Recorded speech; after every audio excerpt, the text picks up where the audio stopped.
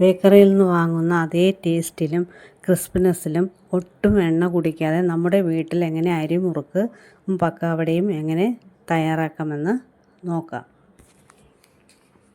ഇവിടെ 2 പലഹാരങ്ങളാണ് ഒരേ മാവിൽ തയ്യാറാക്കുന്നത്. എങ്ങനെ തയ്യാറാക്കാമെന്ന് ആദ്യം നമുക്ക് നോക്കാം. ആദ്യം 1 ഗ്ലാസ് അരിപ്പൊടി എടുത്ത് മാറ്റി വയ്ക്കുക. അതിനുശേഷം അതേ ഗ്ലാസ്സിൽ തന്നെ ഒരു 1/2 ഗ്ലാസ് ഉഴുന്നെടുത്ത് നന്നായിട്ട് കഴുകിയതിന് ശേഷം അതിന് വെള്ളമെല്ലാം വാർന്നു പോകുന്നതിന് ഒരു അരിപ്പയിലേക്ക് വെച്ചതിന് ശേഷം വെള്ളമെല്ലാം വാർന്നു പോയതിന് ശേഷം ഒരു പാനിലേക്ക് ഇട്ട് അതിനെ ഒന്ന് വറുത്തെടുക്കുക. ഒന്ന് വറുത്താൽ മാത്രമേ മിക്സിയിൽ പൊടിക്കാൻ പറ്റുള്ളൂ. നന്നായിട്ടൊന്ന് വറുത്തെടുക്കുക. വറുത്തെടുത്തതിന് ശേഷം അതിനെ തണുക്കാനായിട്ട് മാറ്റി വയ്ക്കുക. നല്ല തണുത്തതിന് ശേഷം മാത്രമേ മിക്സിയിൽ പൊടിക്കാൻ പാടുള്ളൂ. ഇവിടെ ഞാൻ എടുത്തിരിക്കുന്ന മിക്സിയുടെ ചെറിയ ജാറിലാണ് ഇത് പൊടിക്കുന്നത്. അതിന് നന്നായിട്ട് പൊടിച്ചെടുക്കുക. ആ പൊടിച്ചെടുത്ത ഉഴുന്നിനെ ഈ അരിപ്പൊടിയിലേക്ക് തട്ടി 2 ഉള്ളി മിക്സ് ചെയ്യുക. നന്നായിട്ട് മിക്സ് ചെയ്യുക. നന്നായിട്ട് മിക്സ് ചെയ്തതിന് ശേഷം അതിലേക്ക് ഒരു 3/4 സ്പൂണ് എള്ള്, കറുത്ത എള്ള്, ഒരു 1/4 സ്പൂണ് ജീരകം, ഒരു 1/2 സ്പൂണ് ഉപ്പ്, ഒരു 3/4 സ്പൂണ് മുളക് പൊടി, ഇതെല്ലാം കൂടി ഇട്ട് നന്നായിട്ട് മിക്സ് ചെയ്യുക.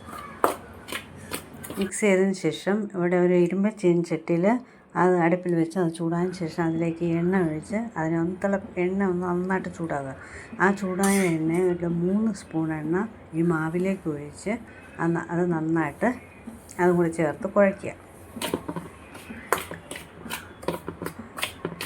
ഇവിടെ സാധാ നോർമൽ വാട്ടറാണ് എടുത്തിരിക്കുന്നത്.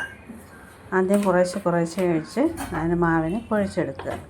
വെള്ളം കൂടാൻ പാടില്ല, കറക്റ്റ് വെള്ളവും ആയിരിക്കണം. ആ പരുവത്തിന് വേണം മാവ് കുഴച്ചെടുക്കാൻ. ആ കുഴച്ചെടുത്ത മാവിനെ സേവനാഴിയിലിട്ട് പിഴിഞ്ഞെടുക്കുക. അപ്പോൾ അതിനു മുമ്പ് ഈ സേവനാഴിക്കകത്ത് എണ്ണ തടവുക. ചില്ലിട്ട് അതിലേക്ക് മാവ് നിറയ്ക്കുക. മാവ് നിറച്ച് ഒന്ന് ടെസ്റ്റ് ചെയ്ത് നോക്കുക. അതായത് ഇത് പിഴിഞ്ഞ് നോക്കുമ്പം ഇത് ഒടിഞ്ഞൊടിഞ്ഞ് പോവുകയാണെന്നുണ്ടെങ്കിൽ ഇതിന് വെള്ളം കറക്റ്റല്ലെന്നാണ് എൻ്റെ അർത്ഥം. ഞാനിവിടെ ടെസ്റ്റ് ചെയ്ത് നോക്കുകയാണ്. എന്നാൽ മാത്രമേ നമുക്ക് എണ്ണയിലിട്ടിടാൻ പറ്റുള്ളൂ. ഇവിടെ കുഴപ്പമില്ല. ഇത് 3 സ്റ്റാറുള്ള ചില്ലാണ് എൻ്റെ കൈവശമുള്ളത്. അതാണ് ഇങ്ങനെ വരുന്നത്. കുഴപ്പമില്ല. ഇവിടെ മാവ് നല്ല രീതിയിൽ തന്നെ കുഴഞ്ഞ് കിട്ടിയിട്ടുണ്ട്. സേവനാഴിയിലോട്ട് മാവ് നിറച്ചതിന് ശേഷം ഈ അടുപ്പിൽ വെച്ചിരിക്കുന്ന ഈ തിളച്ച എണ്ണയിലോട്ട് അതിനെ പിഴിഞ്ഞ് ഒഴിക്കുക.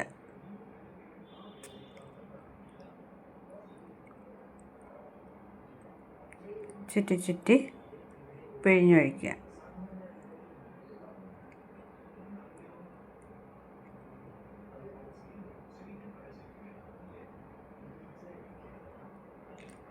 ഒരു സൈഡ് വെന്തതിന് ശേഷം മറിച്ചിടുക. 2 സൈഡും ഒരുപോലെ വെന്ത് കിട്ടണം. ഒരു ഗോൾഡൻ നിറമാകുമ്പോൾ അതിനെ എണ്ണയിൽ നിന്ന് കോരി മാറ്റുക.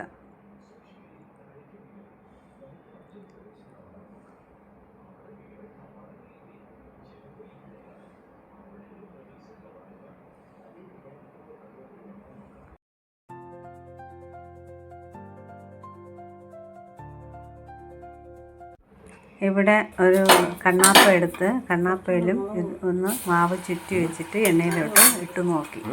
അതും ശരിയാവുന്നുണ്ട്. അങ്ങനെയും ചെയ്യാം. അല്ലാതെ നേരിട്ട് എണ്ണയിലേക്കും പിഴിഞ്ഞൊഴിക്കാം. അല്ലാതെയും ഇങ്ങനെ ചുറ്റി വെച്ചിട്ട് അതിന് എണ്ണയിലോട്ട് ഇട്ട് കൊടുക്കുകയും ചെയ്യാം. ഏത് രീതിയിൽ വേണോ ചെയ്തെടുക്കാം. 1-2 പ്രാവശ്യം കൂടി ഇതുപോലെ ഉണ്ടാക്കിയതിന് ശേഷം ബാക്കി വരുന്ന മാവിനെ പക്കാവടയ്ക്കായി ഉപയോഗിക്കും.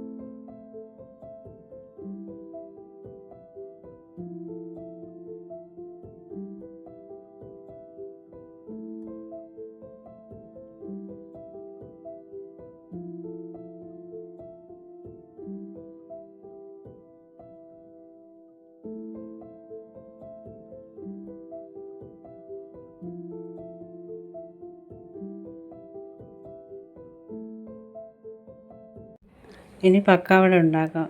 വലിയ നാഴിലുള്ള ചില്ല് എൻ്റെ കയ്യിൽ ഇല്ലാത്തതുകൊണ്ട് ചെറിയ നാഴി ഉപയോഗിച്ചാണ് പക്കാവട ഉണ്ടാക്കുക. വേറൊരു സേവനാഴി എടുത്ത് പക്കാവടയ്ക്കുള്ള ചില്ലിട്ടതിന് ശേഷം അതിലേക്ക് മാവിനെ നിറയ്ക്കുക.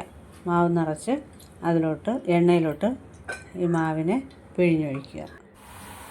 നല്ല നീളത്തിനായിരിക്കും പക്കാവടയ്ക്ക് വരുന്നത്.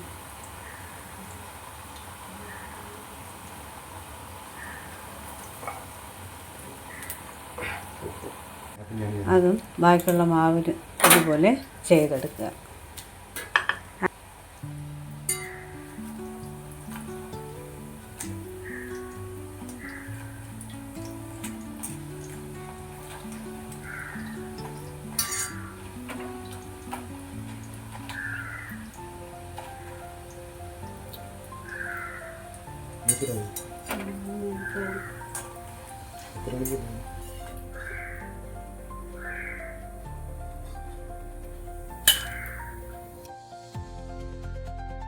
ബാക്കിയുള്ള മാവും ഇതുപോലെ ചെയ്തെടുക്കുക.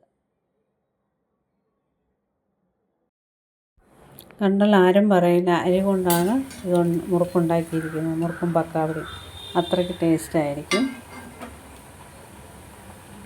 ഈ മുറുക്കും പക്കാവടയും.